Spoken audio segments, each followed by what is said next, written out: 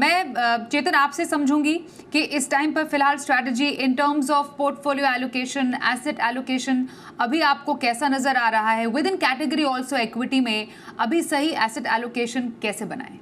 जो बार बार हम बोलते आते हैं कि क्लाइंटों को अभी अगर आप शॉर्ट टर्म सोच भी रहे थे तो अभी तरीके ढूंढिए लॉन्ग टर्म देखने का, क्योंकि जो लॉन्ग टर्म एसेट क्लास है इक्विटी, उसमें सबसे ज्यादा फायदा होने वाला है। शॉर्ट टर्म जो एसेट क्लास है डेट, उसमें फायदा कम होने वाला है।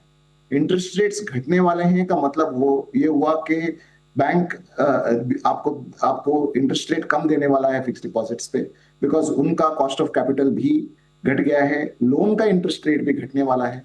So clearly the benefit is for equity as an asset class. मैं ये सलाह दूंगा कि 3 साल 4 साल से ऊपर वाले पैसे जो है उसमें definitely equity is the asset class to be in, and India का overall equity allocation is very very low.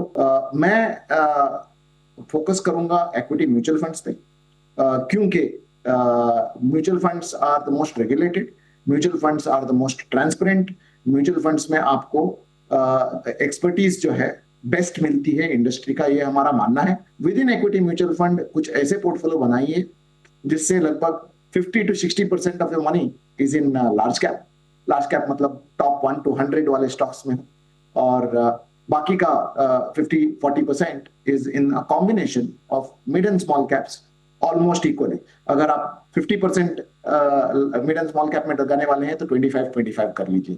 This is what we are advising in our model portfolio with all our clients, and many of our clients are completely in acceptance of this, and I'm sure this will be the portfolio that's going to benefit from India's benefit of GST cut, as well as interest rate reduction due to inflation reduction.